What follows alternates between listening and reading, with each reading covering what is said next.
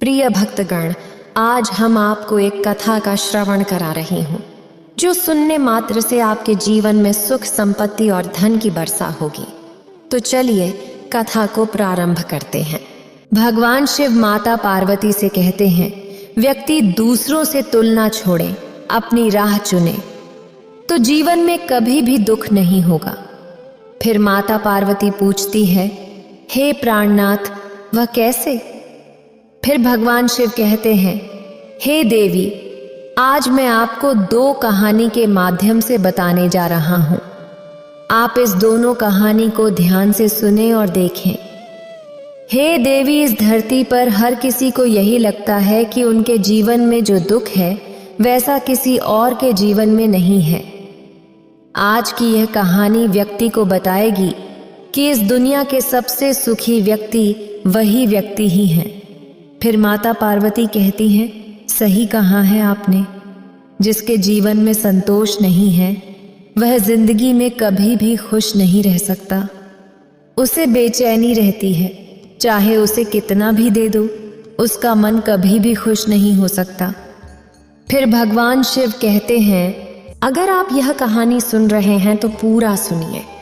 इस कथा को आधा अधूरा छोड़कर जाने की गलती मत करिएगा, क्योंकि इस पवित्र कथा को पूरा सुनने से मन चाहा फल की प्राप्ति होगी।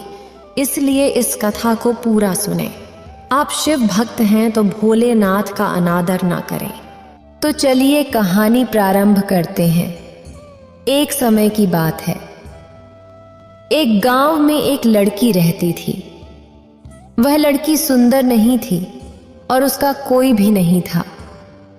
वह अकेले ही रहा करती थी।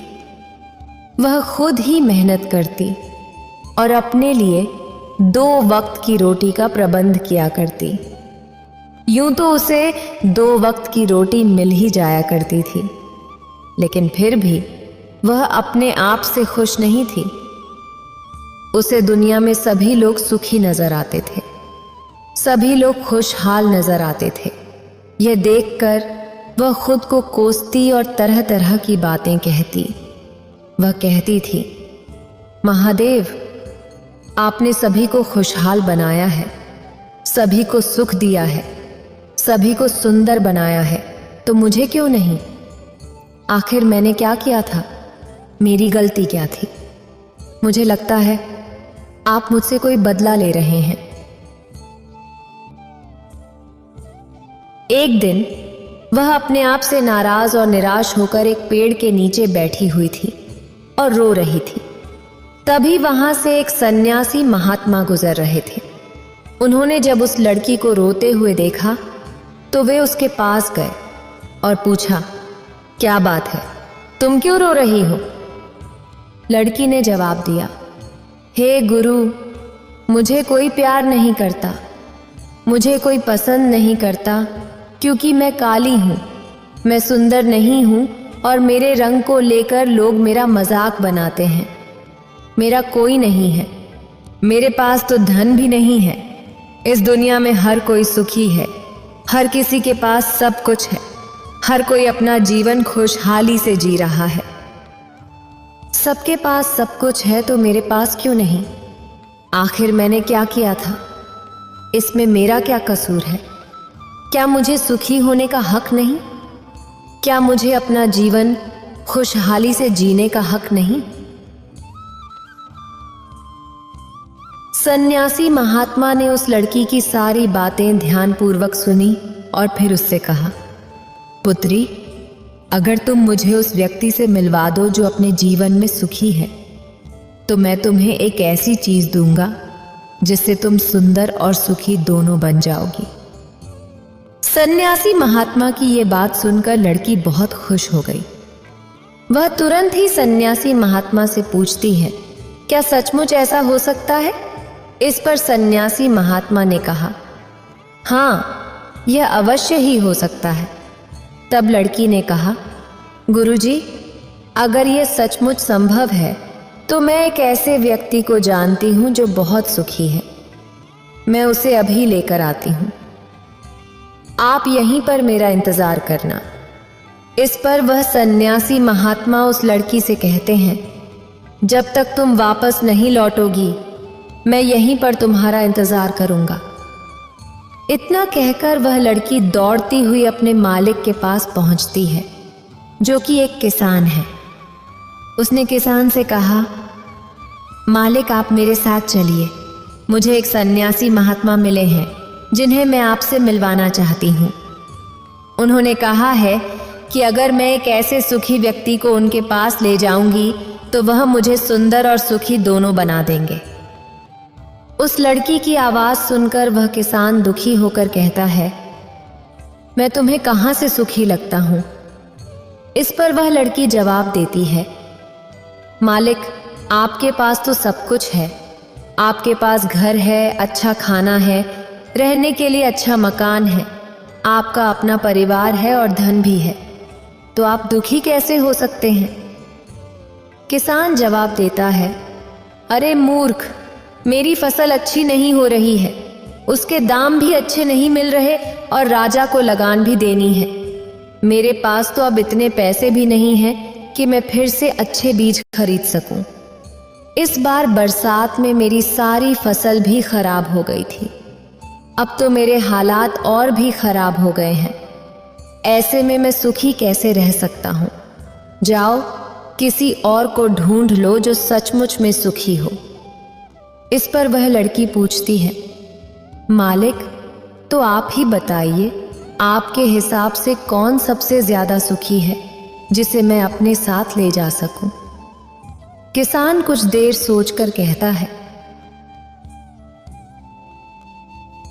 मुझे लगता है कि व्यापारी बहुत सुखी है। उन्हें ना तो फसल उगाने की चिंता है और ना ही फसलों की देखभाल की। उन्हें तो बस फसल खरीदनी होती है और वे उसे कहीं से भी खरीद सकते हैं। और तो और वे अन्य चीज़ों का भी व्यापार करते हैं जिनका मौसम से कोई लेना देना नहीं होता, और वे लोग हमसे कहीं ज़्यादा धन भी कमाते हैं। लोग उनका आदर भी करते हैं। मुझे तो लगता है कि वही सबसे सुखी है, तुम उन्हीं के पास जाओ। वह लड़की अपने मालिक की बात सुनकर वहां से भागी भागी एक व्यापारी के पास पहुंची और उससे कहने लगी, मालिक आप मेरे साथ चलिए, मुझे एक संत मिले हैं जिन्हें मैं आपसे मिलवाना चाहती हूँ। उन्होंने कहा है कि किसी ऐसे सुखी व्यक्ति को ले आओ जो सचमुच सुखी हो, और उसके बाद वह मुझे एक ऐसी चीज़ देंगे जिससे मैं सुंदर और सुखी दोनों हो जाऊंगी। उस लड़की की बात सुनकर व्यापारी दुख भरे शब्दों में कहता है, अरे हमारे जीवन में कहाँ सुख है?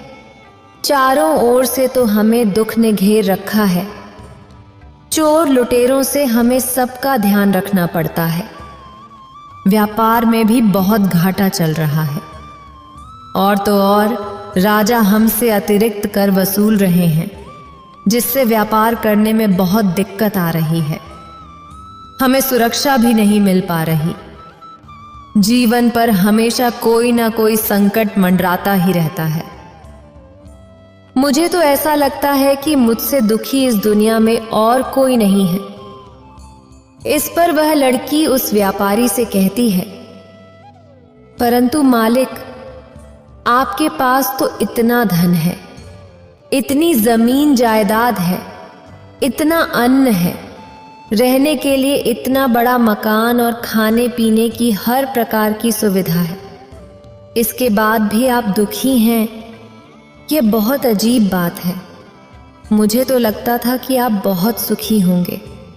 खैर कोई बात नहीं, कृपया करके मुझे कोई ऐसा व्यक्ति बताइए जो आपके हिसाब से बहुत सुखी हो, जिससे मैं उन सन्यासी महात्मा के पास ले जा सकूं। इस पर वह व्यापारी कुछ देर सोच विचार कर उस लड़की से कहता है, मुझे लगता है कि राज्य के अधिकारी बहुत सुखी हैं। वे सीधा राजा से संबंध रखते हैं, उनके पास अधिकार है और वे धनवान भी हैं। वे चोर, लुटेरे और डकैतों से भी नहीं डरते, और वही लोग हमसे धन भी वसूलते हैं। हमें उनके सामने आदर में झुकना पड़ता है और सभी लोग उनका बहुत मान सम्मान भी करते हैं। मुझे नहीं लगता कि उनके जीवन में कोई भी दुख होगा और मुझे लगता है कि वही सबसे सुखी हैं। काश मैं भी राजा का एक अधिकारी होता तो मैं भी अपना जीवन आराम से बिता रहा होता। इस पर वह लड़की उस व्यापारी से कहती है, मालिक, क्या आप किसी अधिकारी को जानते हैं? क्या आप मुझे उनसे मिलवा सकते हैं? मैं उन्हें अपने साथ ले जाऊंगी।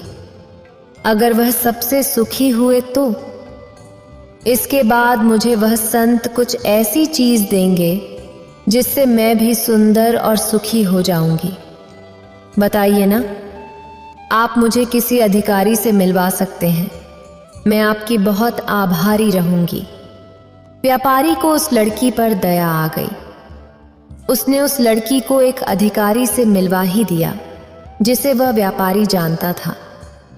लड़की ने अधिकारी से मिलने के बाद कहा, मालिक, आप मेरे साथ चलिए।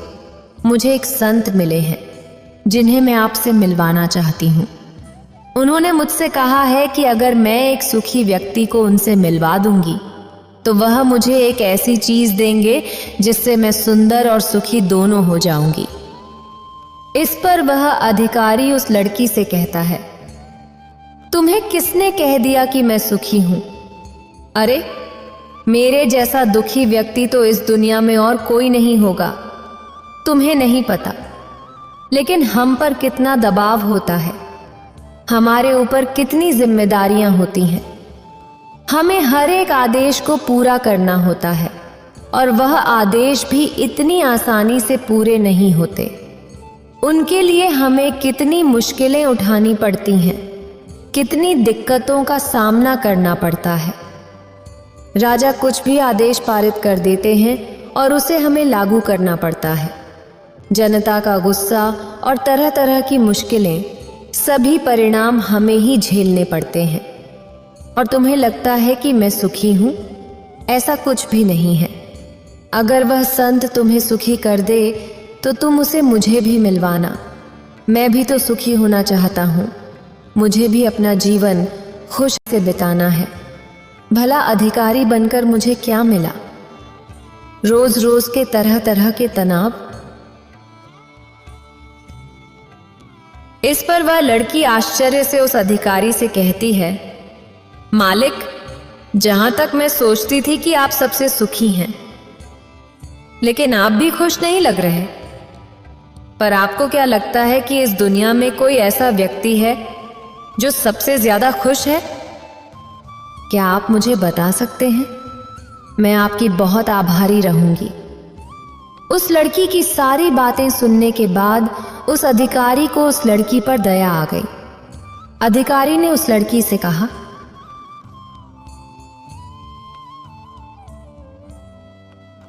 मुझे तो ऐसा लगता है कि इस पूरे राज्य में केवल एक ही व्यक्ति खुश है और वह है इस राज्य का राजा। मुझे तो वही सबसे खुश लगते हैं। उन्हें किसी की सुननी नहीं पड़ती। वह नियम बनाते हैं, आदेश देते हैं, सुरक्षा से घिरे रहते हैं और सब उनके सामने झुकते हैं। न उन्हें धन की कमी है और न जमीन जायदाद की। उन्होंने सारी धरती जीत ली है। वह सबके मालिक हैं और सबसे उच्च हैं। वही एकमात्र खुश व्यक्ति हैं। काश मैं भी किसी राजा के घर पैदा हुआ होता तो आज मैं भी बहुत खुश होता। अधिकारी की यह सारी बातें सुनकर वह लड़की उस अधिकारी से कहती है, मालिक, आपसे एक विनती है। क्या आप मुझे एक बार राजा से मिलवा सकते हैं? कृपया कीजिए, आपका बहुत एहसान होगा। बस एक बार मुझे राजा से मिलना है। मैं उनसे कुछ पूछना चाहती हूँ। लड़की का चेहरा देखकर अधिकारी को उस पर दया आ गई। उसने कहा, चलो ठीक है, मैं अभी राज दरबार ही जा रहा हूँ। एक काम करो, मेरे साथ ही चलो और वहां पर राजा से जो पूछना है पूछ लेना। इतना कहकर वह अधिकारी उस लड़की को राज दरबार ले गया। राज दरबार में पहुंचने के बाद अधिकारी की विनती पर राजा उस लड़की की बात सुनने के लिए तैयार हो गए और उसे राज दरबार में बुलाया गया। राजा ने उस लड़की से कहा, बेटी, तुम अपनी बात निडर होकर कहो। तुम्हें क्या कहना है?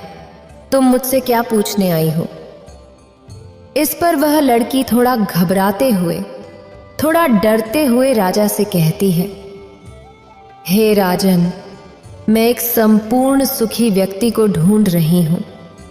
मुझे एक संत मिले हैं और उन्होंने मुझसे कहा है कि यदि तुम कोई ऐसा सुखी व्यक्ति मुझसे मिलवा दो तो मैं तुम्हें एक ऐसी चीज दूंगा जिससे तुम सुंदर और सुखी दोनों हो जाओगी। काफी लोगों से मिलने के बाद मुझे यह पता चला कि आप ही इस दुनिया में एकमात्र सुखी व्यक्ति हैं। तो क्या आप मेरे साथ उस संत से मिलने चलेंगे? आपका बड़ा एहसान होगा। राजा उस लड़की की बात ध्यान से सुनता है और फिर जोर जोर से हंसने लगता है। वह लड़की से कहता है, अच्छा, तुम्हें भी लगता है कि मैं इस दुनिया का सबसे सुखी व्यक्ति हूं, लेकिन अगर कोई मुझसे पूछे कि इस दुनिया में सबसे दुखी व्यक्ति कौन है तो वह मैं ही हूं। मेरे पास नींद नहीं है, आराम नहीं है, मैं चैन से सो नहीं पाता। अंगरक्षक हमेशा मेरे आसपास रहते हैं, उनके बिना मैं कहीं अकेले जा भी नहीं सकता। जरा सी आहट होती है तो नींद टूट जाती है। डर हमेशा बना रहता है क्योंकि मेरे दुश्मन मेरे घर में ही रहते हैं, जिनका मुझे पता तक नहीं कि कौन, कब और कहां से मुझ पर वार कर देगा। कोई नहीं कह सकता। सभी लोग मेरे दुश्मन ही तो हैं, वे सभी मेरे शत्रु हैं। यहां पर बैठा हर एक व्यक्ति मेरे राज दरबार का ही है, लेकिन मुझे सब पर शक करना पड़ता है। हर एक सांस मुझे भारी मालूम पड़ती है। इतने बड़े राज्य की जिम्मेदारी उठाना इतना आसान नहीं है। तुम्हें लगता होगा कि राजा के पास तो सभी ऐशो आराम है, धन है, दौलत है, जमीन जायदाद है, उनके पास किसी चीज की कोई कमी नहीं है और इस हिसाब से तो उन्हें सुखी होना ही चाहिए। लेकिन मैं तुम्हें बता दूं कि यह सब सुख नहीं देते।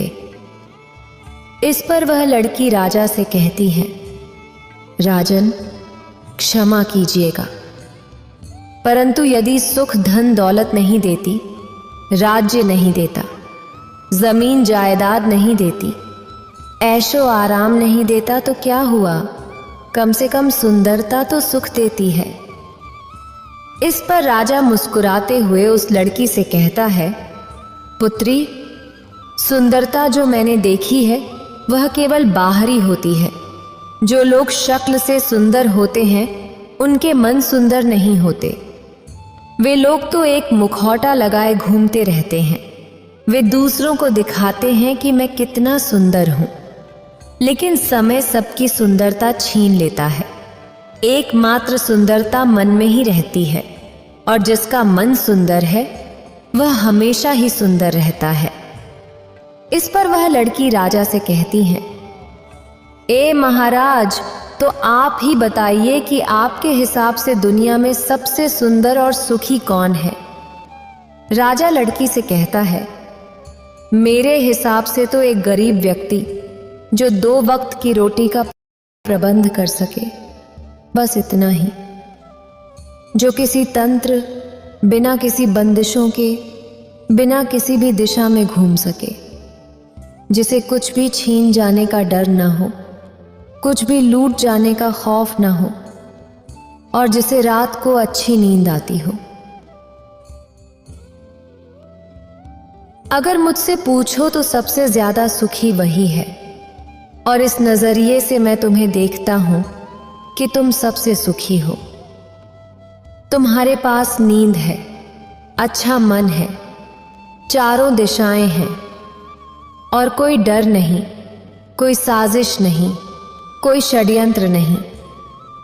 बस जीवन है, खुला जीवन। मेरे हिसाब से तुम ही सबसे सुखी हो। राजा की ये सारी बातें सुनकर एक पल के लिए वह लड़की सोच में पड़ गई और तभी उसे एहसास हुआ कि वाकई में वह सबसे सुखी है, वही सुंदर है और अब वह जैसी भी थी। उसे खुद पर गर्व होने लगा। पूरे दिन यहां वहां भटकते हुए आखिरकार थक हार कर लेकिन संपूर्ण सुख लिए वह चेहरे पर मुस्कान लिए। प्रकृति से बातें करते हुए वह उन सन्यासी महात्मा के पास वापस लौटी और उसने कहा, हे गुरुवर, जब मैं यहाँ से गई थी तो मुझे लग रहा था कि मैं ही सबसे दुखी हूँ और मैं ही सबसे बदसूरत हूँ। लेकिन यहाँ से जाने के बाद जैसे जैसे मैं लोगों से मिलती गई, मुझे एहसास हुआ कि इस दुनिया में सबसे सुखी व्यक्ति तो मैं ही हूँ। हाँ, ये बात और है कि मैं किसी सुखी व्यक्ति को आपके पास नहीं ला सकी, क्योंकि मुझे लगता था कि मुझे छोड़कर सब सुखी हैं। लेकिन बात तो कुछ उलटी ही हो गई। यहाँ तो मुझे छोड़कर सभी दुखी हैं। सभी को किसी न किसी चीज़ का डर है, कुछ न कुछ खो जाने का डर है, कुछ न पाने का डर है। खुलकर न माता बताने ने जी पाने का डर है। इस हिसाब से तो मेरे पास सब कुछ है। मैं खुशी से झूम सकती हूँ, गा सकती हूँ, जहाँ मन करे वहाँ जा सकती हूँ, और 2 वक्त की रोटी का इंतज़ाम करने के लिए मेरे पास ये हाथ और पैर भी हैं।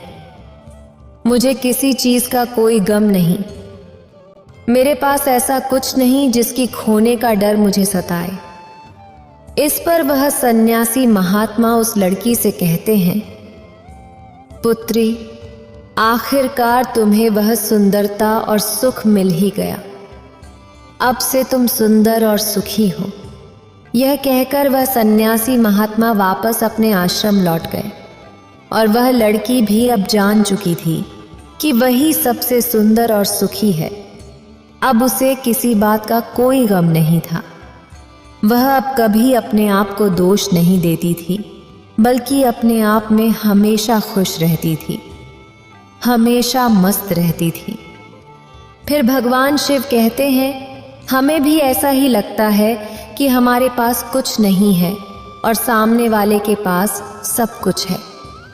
वह कितना सुखी है, उसके पास हर चीज़ है, हर ऐशो आराम है, हर सुविधाएं हैं।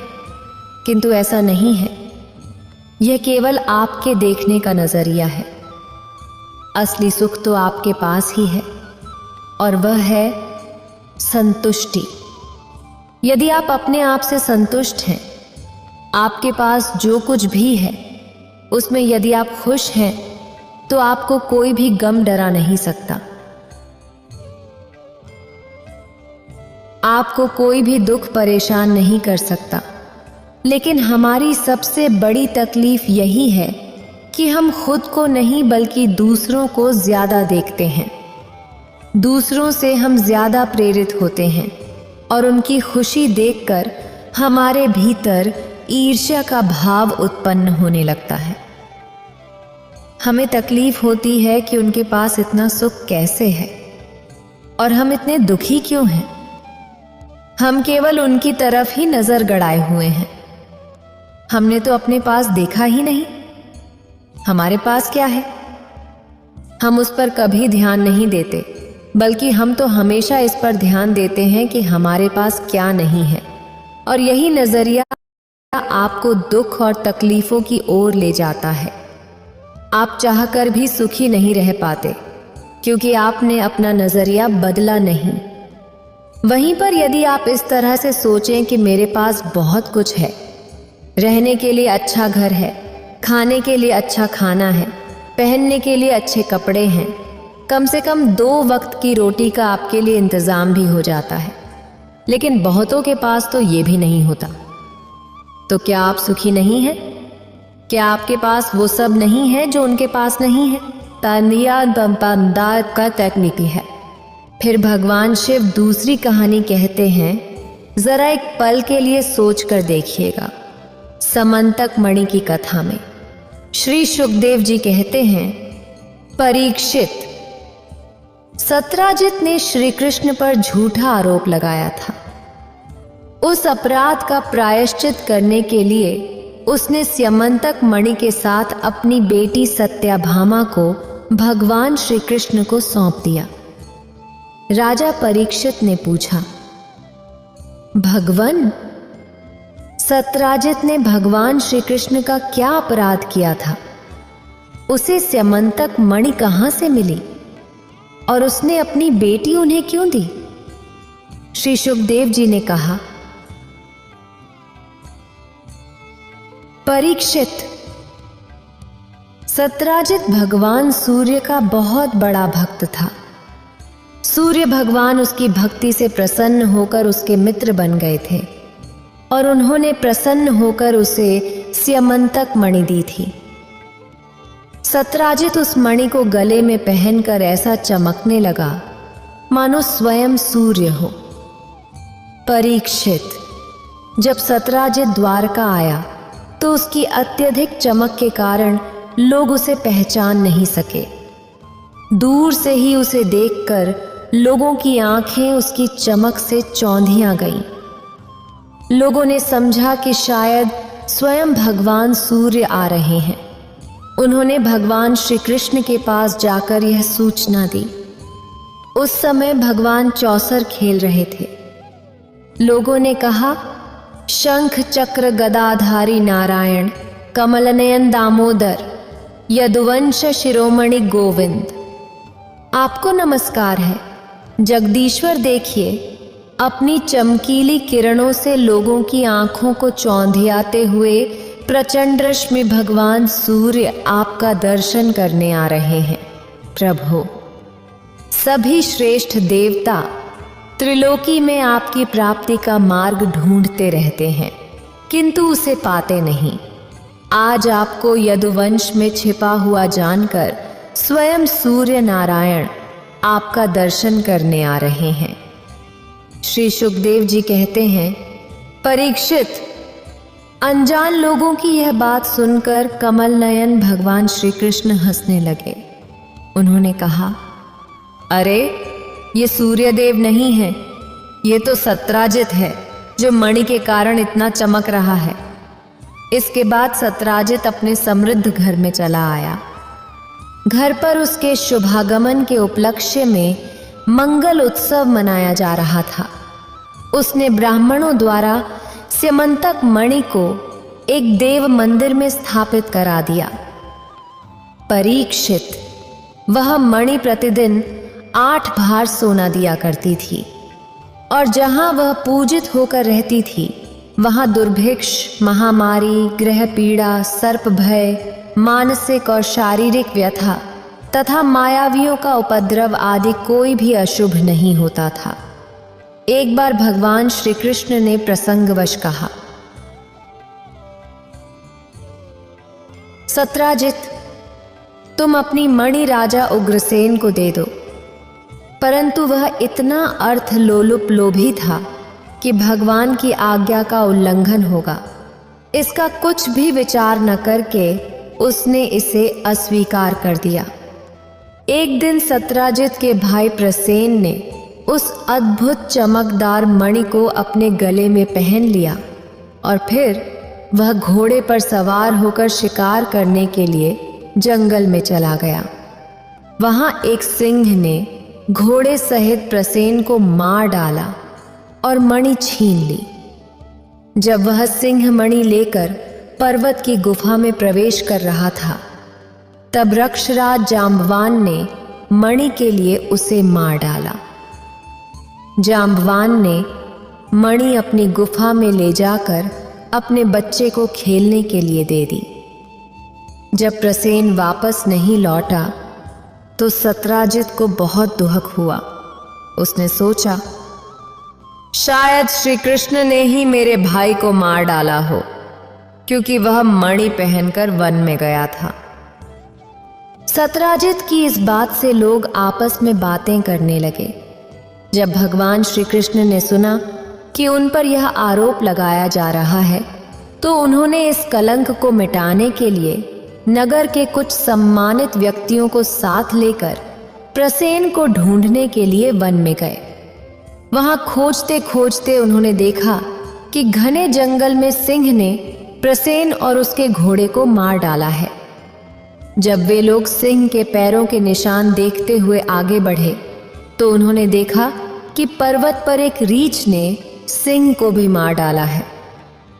भगवान श्री कृष्ण ने सभी लोगों को बाहर ही बैठा दिया और अकेले ही घोर अंधकार से भरी हुई रक्षराज की भयंकर गुफा में प्रवेश किया। वहां जाकर उन्होंने देखा कि श्रेष्ठ मणि स्यमंतक को बच्चों का खिलौना बना दिया गया है। वे उसे लेने की इच्छा से बच्चे के पास जा खड़े हुए। उस गुफा में एक अपरिचित व्यक्ति को देखकर बच्चे की धाय डर के मारे चिल्ला उठी। उसकी चिल्लाहट सुनकर परम बलवान रक्षराज जांबवान क्रोधित होकर वहां दौड़ आए। परीक्षित! जांबवान उस समय बहुत गुस्से में थे। उन्हें भगवान की महिमा और उनके प्रभाव का पता नहीं चला। उन्होंने श्री कृष्ण को साधारण मनुष्य समझ लिया और उनसे युद्ध करने लगे। जैसे मांस के लिए दो बाज आपस में लड़ते हैं, वैसे ही विजय की इच्छा से भगवान श्री कृष्ण और जांबवान घमासान युद्ध करने लगे। पहले उन्होंने अस्त्र शस्त्रों का प्रयोग किया, फिर शिलाओं का, और तत्पश्चात वे वृक्ष उखाड़कर एक दूसरे पर फेंकने लगे। अंत में उनमें बाहुयुद्ध होने लगा। परीक्षित! वज्र प्रहार के समान कठोर घूंसों की चोट से जांबवान के शरीर की एक एक गांठ टूट गई। उनका उत्साह खत्म हो गया और शरीर पसीने से लथपथ हो गया। तब उन्होंने अत्यंत विस्मित होकर भगवान श्री कृष्ण से कहा, प्रभो, मैं जान गया, आप ही समस्त प्राणियों के स्वामी, रक्षक, पुराण पुरुष भगवान विष्णु हैं। आप ही सबके प्राण, इंद्रिय बल, मनोबल और शरीर बल हैं। आप विश्व के रचयिता ब्रह्मा आदि को भी बनाने वाले हैं। बनाए हुए पदार्थों में भी सत्ता रूप से आप ही विराजमान हैं। काल के कितने भी हिस्से हों, उनके नियामक परम काल आप ही हैं और शरीर भेद से भिन्न भिन्न दिखने वाली आत्माओं के परम आत्मा भी आप ही हैं। प्रभु, मुझे याद है आपने अपने नेत्रों में थोड़े से क्रोध का भाग लेकर तिरछी दृष्टि से समुद्र की ओर देखा था। उस समय समुद्र के अंदर रहने वाले बड़े बड़े नाक, घड़ियाल और मगरमच्छ परेशान हो गए थे और समुद्र ने आपको रास्ता दे दिया था। तब आपने उस पर सेतु बांधकर सुंदर यश की स्थापना की और लंका का विध्वंस किया। आपके बाणों से कट कट कर राक्षसों के सिर पृथ्वी पर गिर रहे थे। निश्चित ही आप मेरे वही राम जी श्री कृष्ण के रूप में आए।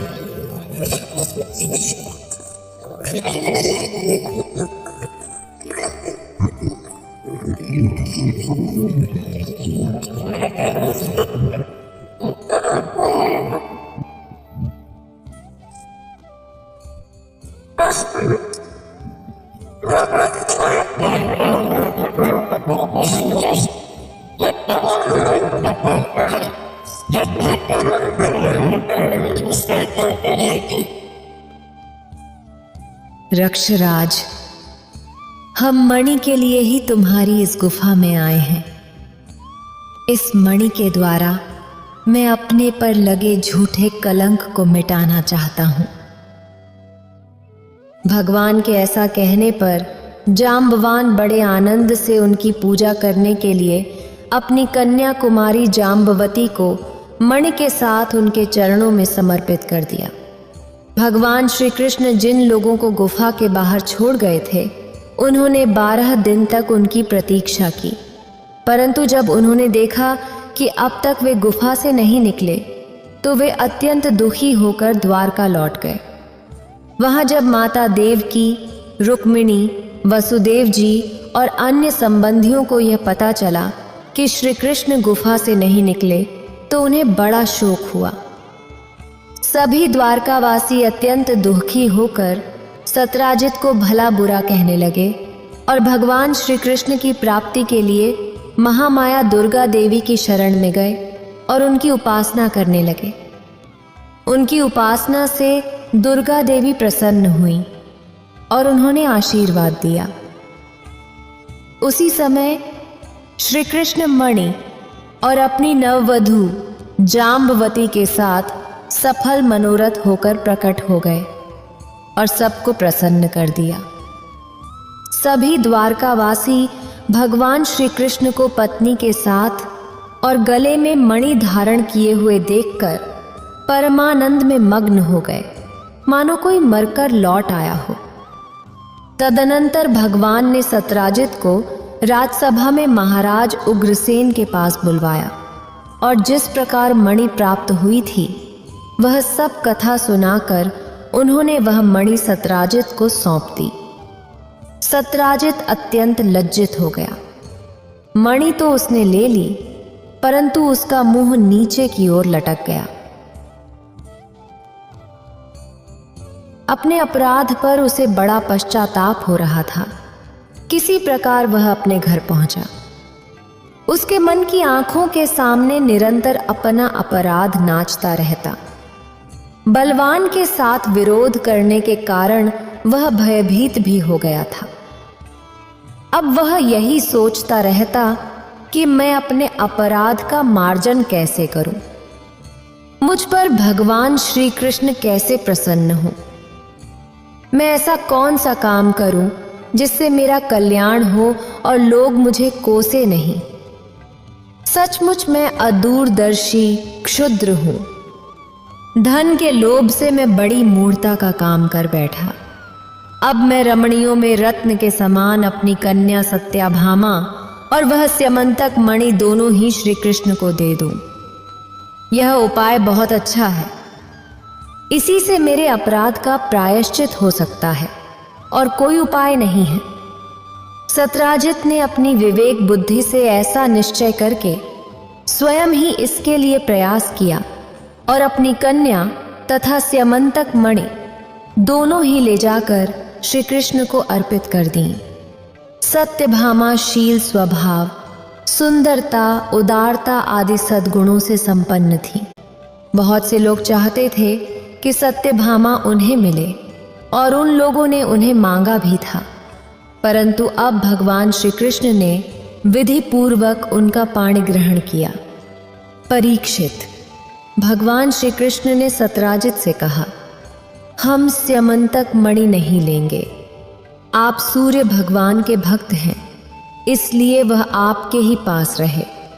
हम तो केवल उसके फल के अर्थात उससे निकले हुए सोने के अधिकारी हैं, वही आप हमें दे दिया करें। श्री सुखदेव जी कहते हैं, परीक्षित, यद्यपि भगवान श्री कृष्ण को यह पता था कि लाक्षागृह की आग से पांडवों को कोई नुकसान नहीं हुआ है, फिर भी जब उन्होंने सुना कि कुंती और पांडव जलकर मर गए हैं, तो उस समय की कुल परंपरा के अनुसार व्यवहार करने के लिए वे बलराम जी के साथ हस्तिनापुर गए। वहां जाकर उन्होंने भीष्म पितामह, कृपाचार्य, विदुर, गांधारी और द्रोणाचार्य से मिलकर उनके साथ संवेदना और सहानुभूति प्रकट की और कहने लगे, हाय हाय, यह तो बहुत दुहक की बात है। भगवान श्री कृष्ण के हस्तिनापुर चले जाने से द्वारका में अक्रूर और कृतवर्मा को मौका मिल गया। उन्होंने शतधन्वा से कहा, तुम सत्राजित से मणि क्यों नहीं छीन लेते?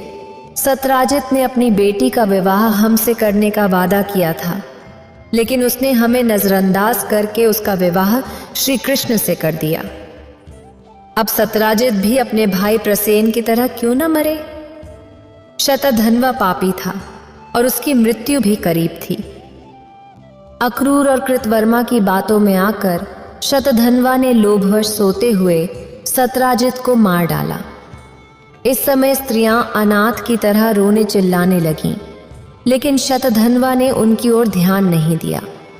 जैसे कसाई पशुओं की हत्या करता है, वैसे ही उसने सत्राजित को मारकर मणि लेकर वहां से भाग गया। सत्यभामा जी को यह देखकर कि मेरे पिता मारे गए हैं, बहुत दुख हुआ और वे हाय पिताजी मैं मारी गई, इस प्रकार पुकार पुकार कर विलाप करने लगी। बीच बीच में वे बेहोश हो जाती और होश में आने पर फिर से विलाप करने लगती। इसके बाद उन्होंने अपने पिता के शव को तेल के कड़ाहे में रखवा दिया और हस्तिनापुर चली गईं। उन्होंने बड़े दुख से भगवान श्री कृष्ण को अपने पिता की हत्या का वृत्तांत सुनाया, यद्यपि भगवान श्री कृष्ण पहले से ही सब जानते थे। परीक्षित, सर्वशक्तिमान भगवान श्री कृष्ण और बलराम जी ने सब सुनकर मनुष्यों की तरह लीला करते हुए अपनी आंखों में आंसू भर लिए और विलाप करने लगे कि अहो, हम लोगों पर तो बहुत बड़ी विपत्ति आ पड़ी। इसके बाद भगवान श्री कृष्ण सत्यभामा जी और बलराम जी के साथ हस्तिनापुर से द्वारका लौट आए और शतधन्वा को मारने तथा उससे मणि छीनने का प्रयास करने लगे। जब शतधन्वा को पता चला कि भगवान श्री कृष्ण उसे मारने की योजना बना रहे हैं तो वह बहुत डर गया और अपनी जान बचाने के लिए कृतवर्मा से मदद मांगी। कृतवर्मा ने कहा, भगवान श्री कृष्ण और बलराम जी सर्वशक्तिमान हैं, मैं उनका सामना नहीं कर सकता। ऐसा कौन है जो उनसे दुश्मनी करके इस लोक और परलोक में सुरक्षित रह सके? तुम जानते हो कि कंस ने उनसे द्वेष करने के कारण अपना राज्य खो दिया और अपने अनुयायियों के साथ मारा गया। जरासंध जैसे वीर को भी उनके सामने 17 बार हारकर बिना रथ के ही अपनी राजधानी लौटना पड़ा था। जब कृतवर्मा ने उसे इस तरह से मना कर दिया तो शतधन्वा ने अक्रूर जी से मदद मांगी। अक्रूर जी ने कहा, भाई, ऐसा कौन है जो सर्वशक्तिमान भगवान का बल और पौरुष जानकर भी उनसे दुश्मनी करे, जो भगवान खेल खेल में ही इस विश्व की रचना, रक्षा और संहार करते हैं और जिनके इरादों को माया से मोहित ब्रह्मा आदि भी नहीं समझ पाते, जिन्होंने 7 साल की उम्र में जब वे निरे बालक थे एक हाथ से गिरिराज गोवर्धन को उठा लिया और जैसे छोटे बच्चे बरसाती छत्ते को हाथ में रख लेते हैं वैसे ही खेल खेल में 7 दिनों तक उसे उठाए रखा। मैं तो उन भगवान श्री कृष्ण को नमस्कार करता हूँ, उनके कर्म अद्भुत हैं।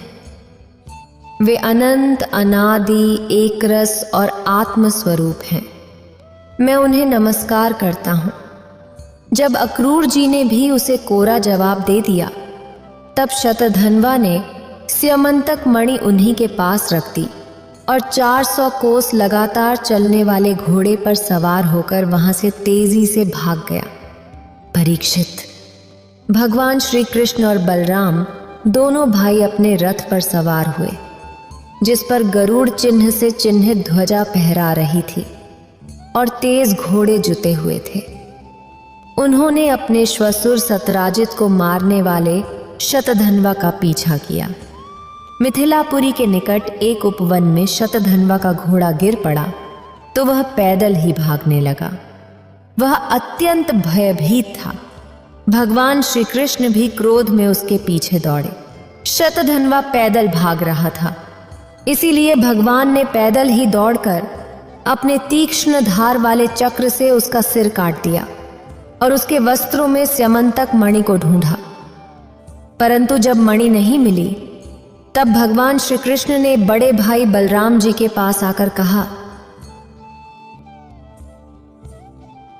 हमने शतधन्वा को व्यर्थ ही मारा क्योंकि उसके पास स्यमंतक मणि तो है ही नहीं। बलराम जी ने कहा, इसमें संदेह नहीं कि शतधन्वा ने स्यमंतक मणि को किसी न किसी के पास रख दिया है। अब तुम द्वारका जाओ और उसका पता लगाओ। मैं विदेहराज से मिलना चाहता हूँ क्योंकि वे मेरे बहुत ही प्रिय मित्र हैं। परीक्षित, यह कहकर यदुवंश शिरोमणि बलराम जी मिथिला नगरी में चले गए। जब मिथिला नरेश ने देखा कि पूजनीय बलराम जी महाराज पधारे हैं, तब उनका हृदय आनंद से भर गया। उन्होंने तुरंत अपने आसन से उठकर अनेक सामग्रियों से उनकी पूजा की। इसके बाद भगवान बलराम जी कई वर्षों तक मिथिलापुरी में ही रहे। महात्मा जनक ने बड़े प्रेम और सम्मान से उन्हें रखा। इसके बाद समय पर धृतराष्ट्र के पुत्र दुर्योधन ने बलराम जी से गदा युद्ध की शिक्षा ग्रहण की। अपनी प्रिय सत्यभामा का प्रिय कार्य करके भगवान श्री कृष्ण द्वारका लौट आए और उनको यह समाचार सुना दिया कि शतधन्वा को मार डाला गया, परंतु स्यमंतक मणि उसके पास नहीं मिली। इसके बाद उन्होंने भाई बंधुओं के साथ अपने श्वशुर सत्राजित की वे सब और्ध्वदेहिक क्रियाएं करवाईं, जिनसे मृतक प्राणी का परलोक सुधरता है। अक्रूर और कृतवर्मा ने शतधन्वा को सत्राजित के वध के लिए उकसाया था। इसलिए जब उन्होंने सुना कि भगवान श्री कृष्ण ने शतधन्वा को मार डाला है, तो वे बहुत डर गए और द्वारका से भाग निकले। परीक्षित। कुछ लोग मानते हैं कि अक्रूर के द्वारका छोड़ने के बाद द्वारकावासियों को कई प्रकार की समस्याओं और विपत्तियों का सामना करना पड़ा। लेकिन जो लोग ऐसा कहते हैं, वे पहले कही हुई बातों को भूल जाते हैं। भला ये कैसे संभव है कि भगवान श्री कृष्ण, जिनमें सभी ऋषि मुनि निवास करते हैं, उनके निवास स्थान द्वारका में उनके रहते कोई उपद्रव हो जाए? उस समय नगर के बुजुर्गों ने कहा, एक बार काशी नरेश के राज्य में वर्षा नहीं हो रही थी, सूखा पड़ गया था। तब उन्होंने अपने राज्य में आए हुए अक्रूर के पिता श्वफल्क को अपनी पुत्री गांधिनी ब्याह दी। तब उस प्रदेश में वर्षा हुई। अक्रूर भी श्वफल्क के ही पुत्र हैं और उनका प्रभाव भी वैसा ही है। इसीलिए जहाँ जहाँ अक्रूर रहते हैं, वहाँ वहाँ खूब वर्षा होती है और किसी प्रकार का कष्ट और महामारी आदि उपद्रव नहीं होते। परीक्षित। उन लोगों की बात सुनकर भगवान ने सोचा कि इस उपद्रव का यही कारण नहीं है। यह जानकर भी भगवान ने दूत भेजकर अक्रूर को ढूंढवाया और आने पर उनसे बातचीत की। भगवान ने उनका खूब स्वागत सत्कार किया और मीठी मीठी प्रेम की बातें कहकर उनसे संवाद किया। परीक्षित। भगवान सबके चित्त का एक एक संकल्प देखते रहते हैं, इसलिए उन्होंने मुस्कुराते हुए अक्रूर से कहा, चाचा जी, आप दान धर्म के पालक हैं। हमें पहले से ही पता है कि शतधन्वा ने आपके पास वह स्यमंतक मणि छोड़ दी है, जो बहुत ही चमकदार और धन देने वाली है। आप जानते हैं कि सत्राजित के कोई पुत्र नहीं है, इसलिए उनकी बेटी के बेटे ही उन्हें तिलांजलि और पिंडदान करेंगे, उनका ऋण चुकाएंगे और जो कुछ बचेगा उसके उत्तराधिकारी होंगे। इस प्रकार शास्त्रों के अनुसार स्यमंतक मणि हमारे पुत्रों को ही मिलनी चाहिए, लेकिन वह मणि आपके पास ही रहे, क्योंकि आप बड़े व्रतनिष्ठ और पवित्र आत्मा हैं और दूसरों के लिए उस मणि को रखना बहुत कठिन है। लेकिन हमारे सामने एक बड़ी समस्या ये है कि हमारे बड़े भाई बलराम जी मणि के संबंध में मेरी बात का पूरा विश्वास नहीं करते। इसलिए महाभाग्यवान अक्रूर जी, आप वह मणि दिखाकर हमारे मित्र बलराम जी, सत्यभामा और जाम्बती का संदेह दूर कर दीजिए और उनके हृदय में शांति का संचार कीजिए। हमें पता है कि उसी मणि के प्रभाव से आप लगातार ऐसे यज्ञ करते रहते हैं जिनमें सोने की वेदियां बनती हैं। परीक्षित। जब भगवान श्री कृष्ण ने इस प्रकार सांत्वना देकर उन्हें समझाया, तब अक्रूर जी ने वस्त्र में लपेटी हुई सूर्य के समान चमकदार वह मणि निकाली और भगवान श्री कृष्ण को दे दी। भगवान श्री कृष्ण ने वह स्यमंतक मणि अपने जाति भाइयों को दिखाकर अपना कलंक दूर कर दिया और उसे अपने पास रखने में समर्थ होने पर भी पुनः अक्रूर जी को लौटा दिया। सर्वशक्तिमान और सर्वव्यापक भगवान श्री कृष्ण के पराक्रम से भरा यह आख्यान सभी पापों, अपराधों और कलंकों को दूर करने वाला और परम मंगलमय है। जो इसे पढ़ता, सुनता या स्मरण करता है वह हर प्रकार की अपकीर्ति और पापों से मुक्त होकर शांति का अनुभव करता है। इतना कहकर भगवान शिव इस कहानी को समाप्त करते हैं। इस वीडियो को बोलते समय कोई त्रुटि हो तो मैं क्षमा चाहती हूँ। उम्मीद है आप सभी को ये वीडियो अच्छी लगी होगी। अगर आप शिव के सच्चे भक्त हैं तो चैनल को सब्सक्राइब और वीडियो को लाइक करके कमेंट में हर हर महादेव लिख दीजिए।